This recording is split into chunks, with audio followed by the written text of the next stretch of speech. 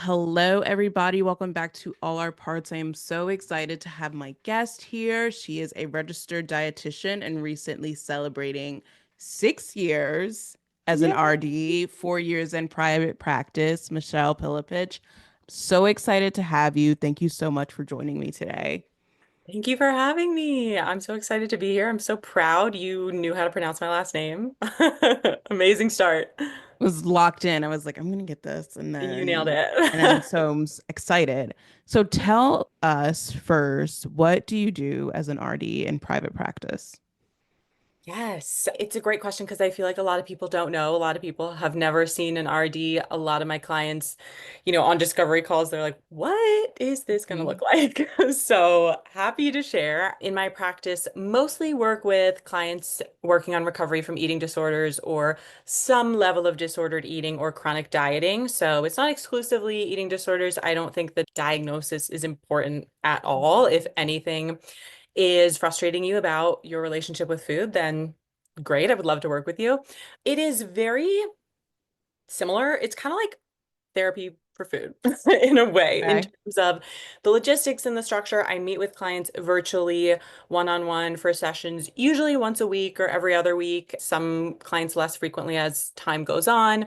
We talk about whatever is important and relevant to them that week. I'm very laid back. I don't really set an agenda, but we kind of see what's been coming up, what's been most challenging. Sometimes we are making grocery lists together and planning out what they're going to eat throughout the week. Sometimes we're talking about a particularly challenging food experience they had that maybe was really triggering. Sometimes we're talking about eating behaviors and how to move past those. A lot of the times we're doing a lot of diet myth busting or coming in with information they've maybe seen on social media about nutrition, and we're talking about what's true, what's not, and also like what is necessary for them and what's not, because there's so much noise out there. So it's really an opportunity to tailor nutrition information to you as an individual and determine with somebody who knows you personally, not just someone online who like doesn't even know your name, um, so that they can get the most support and feel better, have energy, be happy, not stress about food. Yeah. I was so excited when you asked to come on because I haven't had anybody yet talk about food, our relationship to food, and that when we think about what it means to take care of ourselves in a holistic way, food and movement are one of the critical ones, and being able to have a healthy relationship with food or repair our relationship with food and movement is really important. And I think it's an experience a lot of us have gone through. And I love that you approach it from a non pathologizing place because I think there are some aspects sometimes where we struggle with our food intake, whether it's too much, too little, restricting, and then how we use movement, whether as a reward or as a punishment or a contingency plan. Like there's so many ways that we can morph our relationship. And so when we approach it from a non pathologizing place, it allows some shame to kind of be taken away from it. Absolutely. I mean, diet culture and pathologizing just go hand in hand. And so many people have beliefs about themselves based on how they're eating, what they weigh, what they look like. And it really, I mean, I don't think toxic is too strong of a word. Like it is super toxic to have those thoughts about themselves based on the food you're putting in your body. Like that is not who you are. That doesn't define your morality. That doesn't define anything about you as a person. And like, so much of it is based on what you have access to, what you're used to. Like, there's just so much that goes into our food choices that is highly individual, that like the judgment is out of control for no good reason. I have never, maybe I have, but not put it together in that way that our relationship with food can also determine our beliefs about ourselves. Like I've often thought about it with work, I've thought about it with, achievement, performance. I don't work a lot with eating disorders and the clinical aspect. And so I love learning more about how to approach it when I do have clients who have it more as like a secondary issue. But yeah, to think about it as like, what does it say about us when we don't move, when we do move, when we're not Right. moving enough, when we're not eating? Like I that's, mean, it's the classic conversation that you hear if you're out to dinner with friends and everybody's ordering and someone gets a salad and it's like, "Oh, you're being so good." Somebody gets a burger, "Oh, we're being bad today." And it might sound harmless, but you're literally saying, "I'm good, I'm bad, I'm being good, I'm being bad." And when you say that and hear that enough times, how can it not get ingrained in your thinking? And so, yeah, like clients come to me with a lot of shame based on their food choices because of that rhetoric. yeah. How did you get into this work? So, I, when I was in grad school for nutrition, because I did not study nutrition in undergrad. I had kind of a career change, but I never really had a career before. I only interned. I double majored in government and Hispanic studies in undergrad, and I thought I was gonna like start a nonprofit or work for the UN or do something like that. Maybe work in the White House or something, which is hilarious now because that's just so not me. I'm like, get me away. Um, but after I graduated, I had an internship in the political field and I was miserable, hated it. And I was like, I don't actually want to do this. So I was actually in DC at the time for a minute right after graduating. I moved back home to New Jersey. I was like, well, okay, if I don't want to do what I studied, what do I like? And I was just always reading food blogs and magazines, Mhm. and I was very interested in nutrition. And at that time, it was personally related because I was having a lot of GI issues. And I think a lot of people get into the eating disorder field because they have their own experience with an eating disorder. And I never had an eating disorder that got me into nutrition. It was more like stomach issues I was having. I had SIBO and went through that, that initially got me interested in nutrition. And then once I was in grad school, I learned about intuitive eating, not really through the school curriculum. It's not really taught in school, but I mean, my program was great and talked about health at every size a little bit. So I feel like that was the most that any program has. And I did love the program I went to, but I was following a lot of like the OG dietitian bloggers, and some of them talked about intuitive eating. So once I read the book when I was in school, I read Health at Every Size. And once I read those books and learned that philosophy, I just knew I couldn't practice any other way. I was like, this makes sense. This is it. Like, this so aligns for me, and this is how I want to practice. And the eating disorder field is just a natural fit for really being able to embrace intuitive eating. So that was the biggest reason why. I also wanted to be in a field. I knew I wanted to work for myself eventually. And I knew I also wanted to be in a space that was collaborative.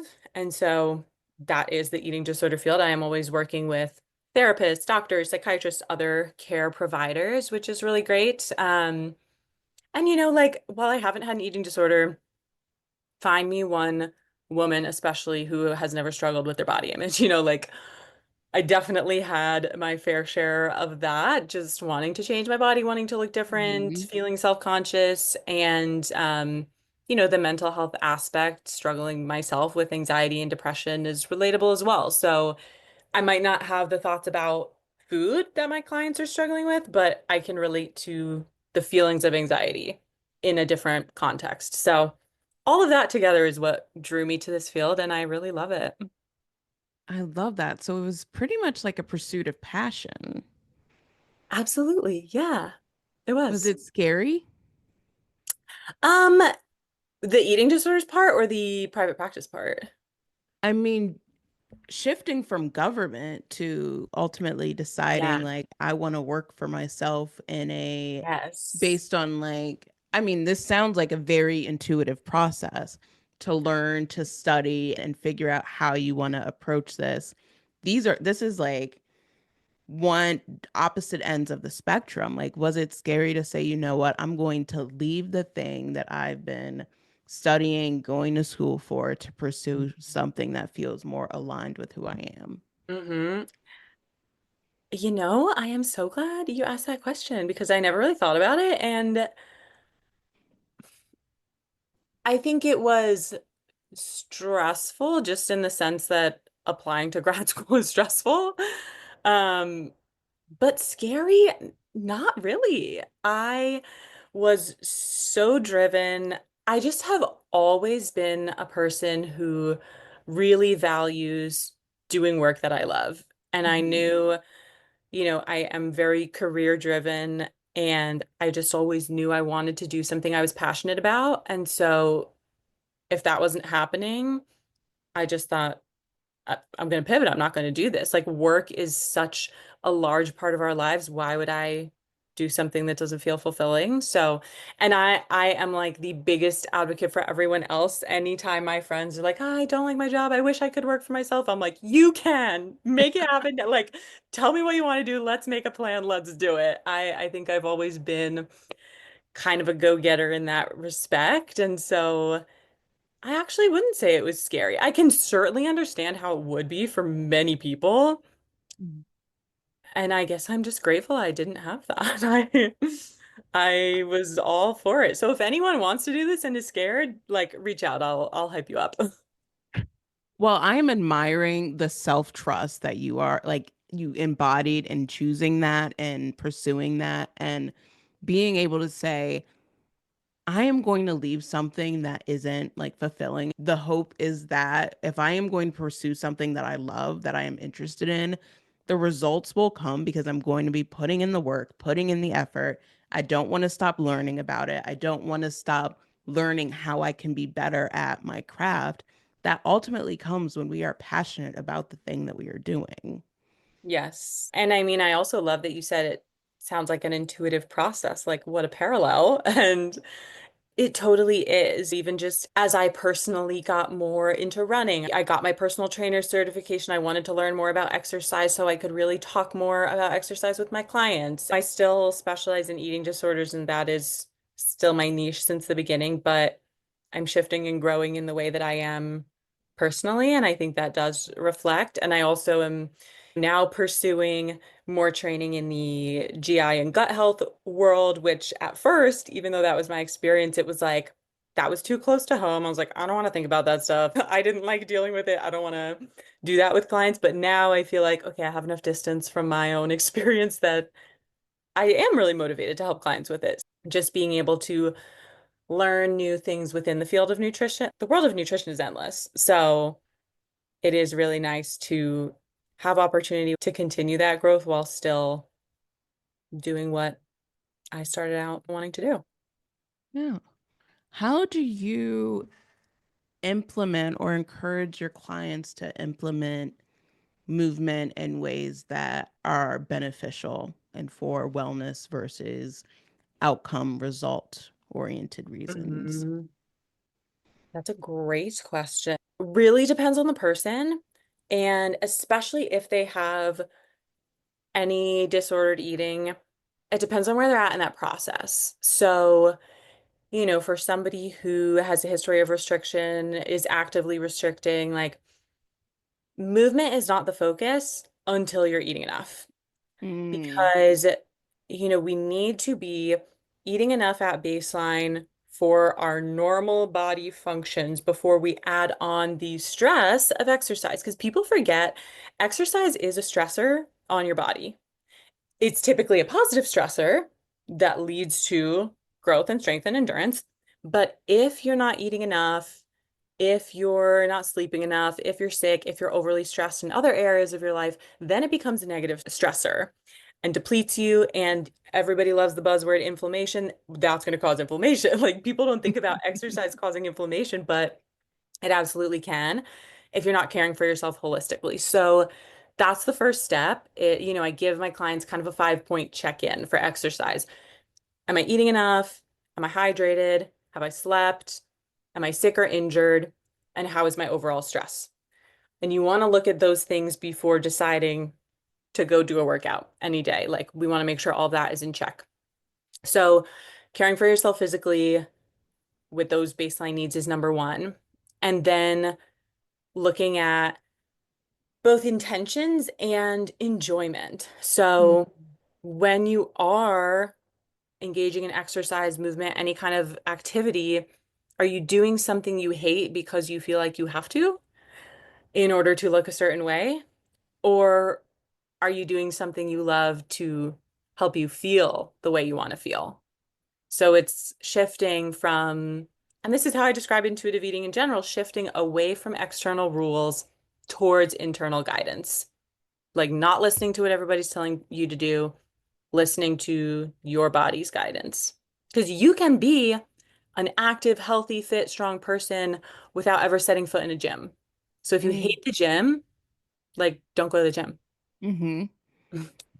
And like you said, those external rules, it's like in our minds, we're like, well, everyone goes to the gym. I'm supposed to wake Right, up at 5 a.m. and be at the gym. right. I remember like I would go back and forth. I had a love-hate relationship with the gym. I'm like, yeah, I'm supposed to be waking Mhm. up, going to the gym, lifting weights, and I would just feel miserable. And actually, I would get sick every time I was going to the gym. Like I would make Mhm. it a couple months, and then all of a sudden, I'm like sick. I'm like, so now I have to cancel my membership because I don't feel well. And then Yeah. I was like, but I don't even like going to the gym. So now I'm just wasting Yeah. time and wasting money. It wasn't Right. until like I started walking and I was like, oh my God, I love walking. I like seeing the parks, I like seeing the scenery. And I was like, I love to walk and I am feeling encouraged to move. I'm feeling encouraged to walk longer. I also play pickleball. Love. I don't have So to go to fun. the gym. I'm still No. accomplishing the things that I would accomplish at the gym and other ways, and they still feel good to me.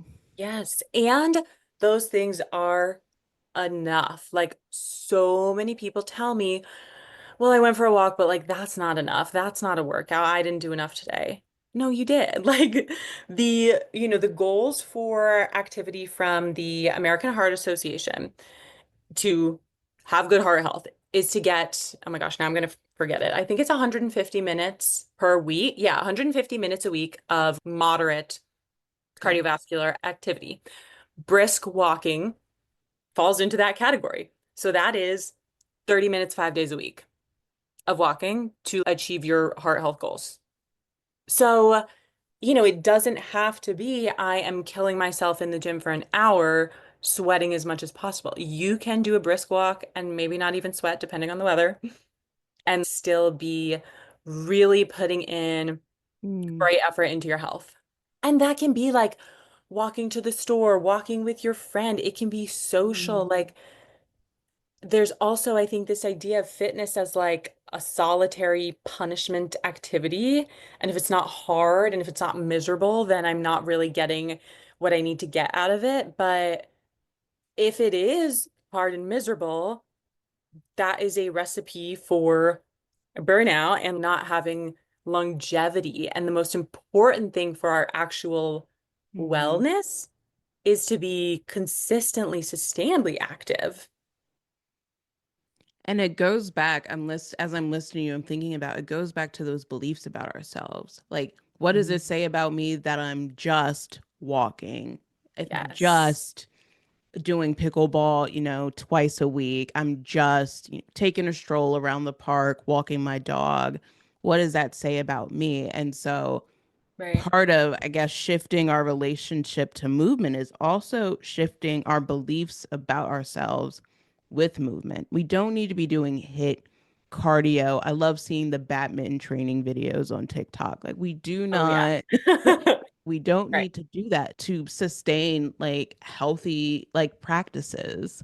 Yeah, I mean, think about like are if you are pursuing some intense level of fitness, what are you looking for? Do you need to improve your blood sugar? Do you have actual markers? Are you working on bone density? Like, what is the goal for your actual health? And for most people, that's probably not what they're thinking about. They're just thinking about the six pack. And like, Mm. that's why I have to be miserable to get there. Because honestly, yeah, if you want a six pack, you're going to be miserable getting there. That is just not realistic. Nobody has a six pack who is not in some way being paid to maintain it because they're a professional athlete, because they're a model, because like something. It's not normal. It is not normal.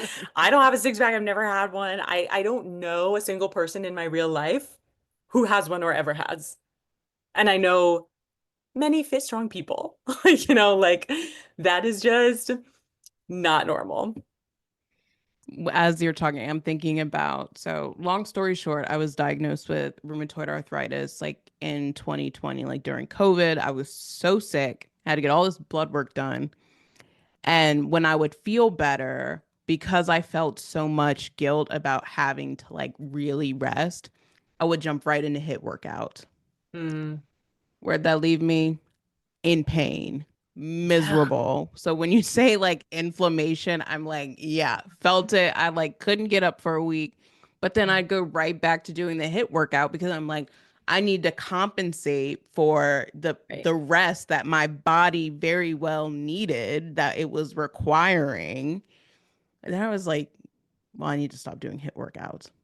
Yeah. And goes back to the point, like working out like can be a stressor if we're not doing it out of enjoyment, if it is putting more strain on our body, if it's putting strain on our mind as well, like it's not helpful. Hmm.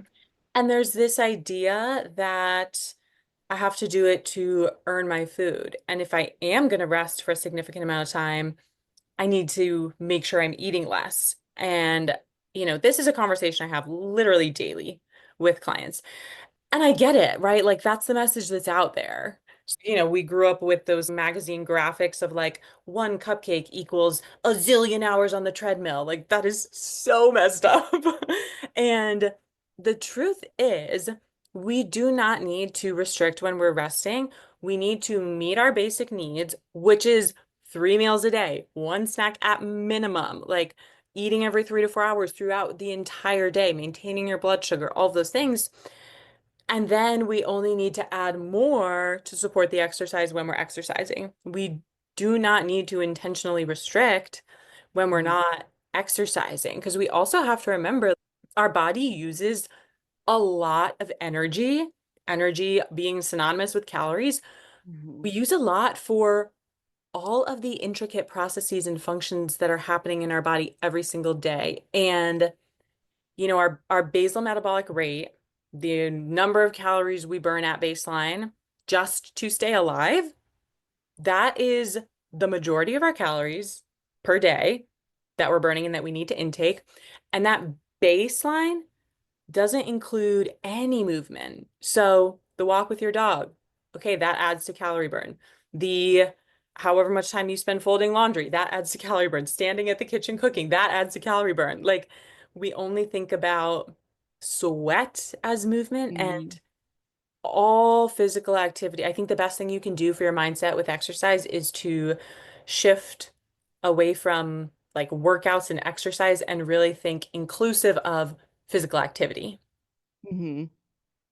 As you're when you were talking about media, the show that popped into my head is The Biggest Loser. Oh And my so God. growing up, we are watching media portray like, yes, you do need to earn your food. And like we're Mhm. watching these people weigh themselves and they're devastated when they have a cupcake and they lose their weight goals. And so we're watching that, we're saying, okay, this is like healthy exercise. And like you said, the magazines, how I lost 60 pounds in like 60 days. And sadly, it's reemerging. Like we're re-entering a culture Yeah. where it really celebrates this intense diet, food reward culture versus what is going to be the best, most sustainable thing for my wellness.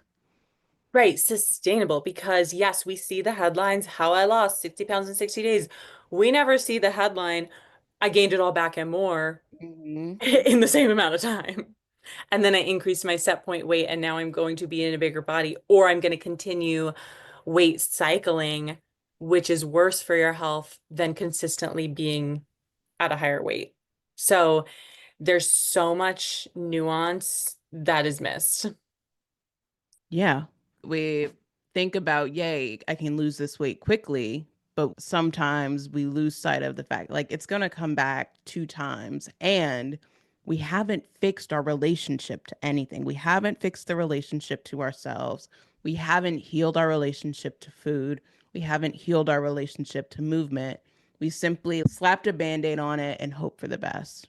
And that's key. And that's why, it is a careful process working on this with clients because I always tell people like my goal is for you to be healthy. As an intuitive eating dietitian, people will see that on social media and think, oh, she's going to make me eat ice cream every single day and I'm just going to become unhealthy. And Mm-hmm. that's not the goal. That would not be intuitive eating. Mm-hmm. I want you to find balance. I want you to be healthy, and I don't want you to have rules and restrictions. And, we absolutely do get to the point of talking about there are 10 principles of intuitive eating. Gentle nutrition is the last one, and it is last for a reason because we can't talk about your portions of vegetables and protein until we have complete permission for the carbs, or else it's going to feel like a rule. It's going to feel like a diet, and the restrict binge cycle is going to continue of feeling like, okay, well, I have to go all in on the protein and vegetables and never eat carbs. And then I eat a pound of French fries and then I feel guilty and it all continues.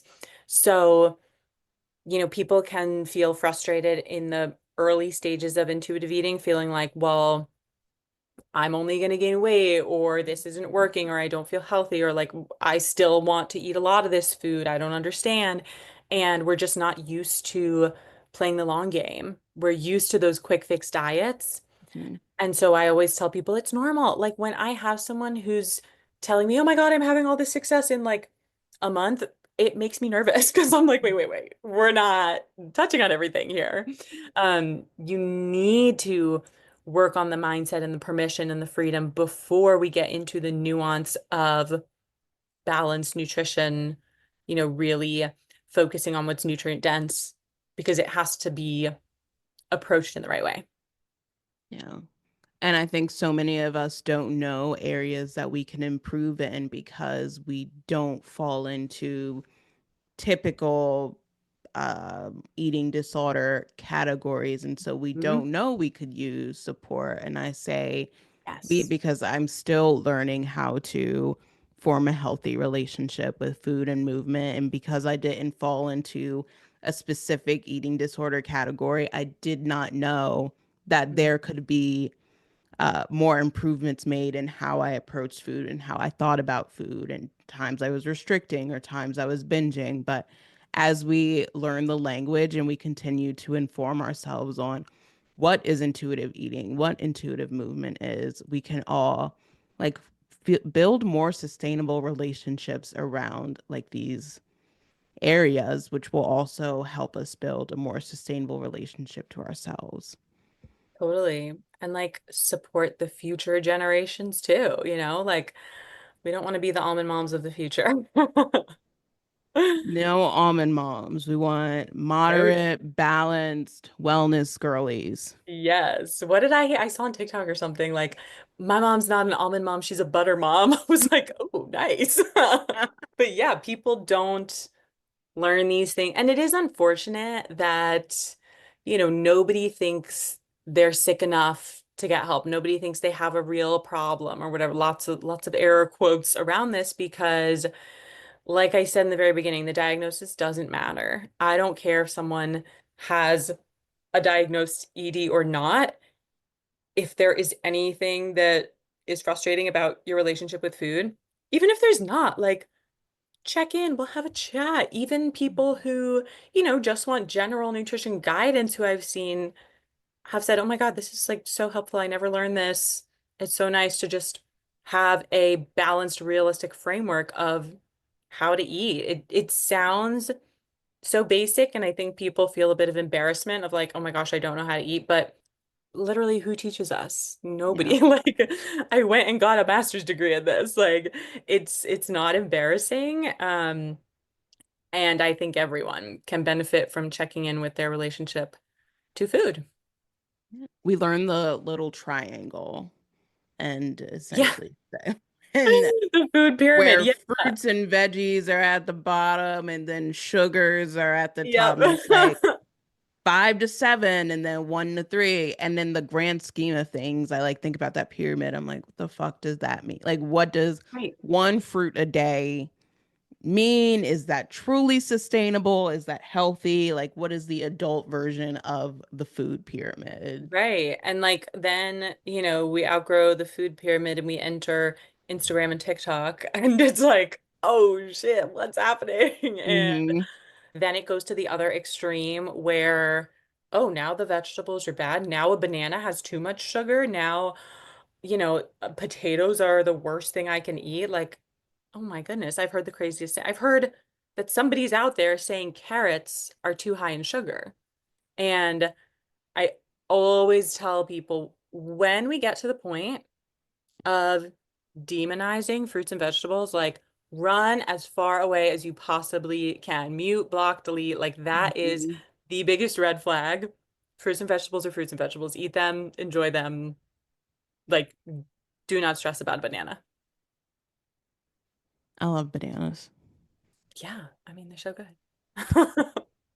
Nothing Michelle, but. this was the best. I learned so much this evening. I'm so thrilled. I had so much fun. How can people find you if they want to work with you, connect with you? Yes. So my website is michellepillepich.com. And you can find information there about my private practice. It is myself, and I have another dietitian, Kelly, who is amazing and works with me. We do have openings for new clients, and we're in network with insurance.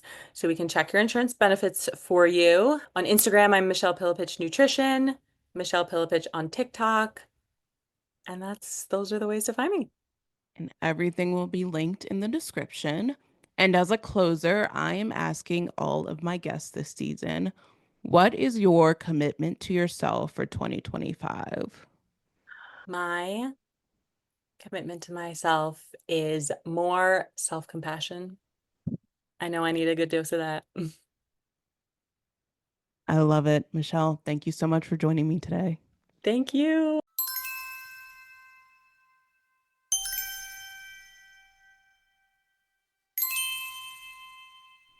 Thank you all so much for tuning into this episode. Make sure you tap the bell to stay in the loop with new episodes dropping every Friday. If this episode spoke to you, I'd be so grateful if you left a review. It helps others find the show and reminds me why I keep showing up. And if you want to keep the conversation going, come hang with me on socials at Unalone Wellness LLC. We're healing out loud together.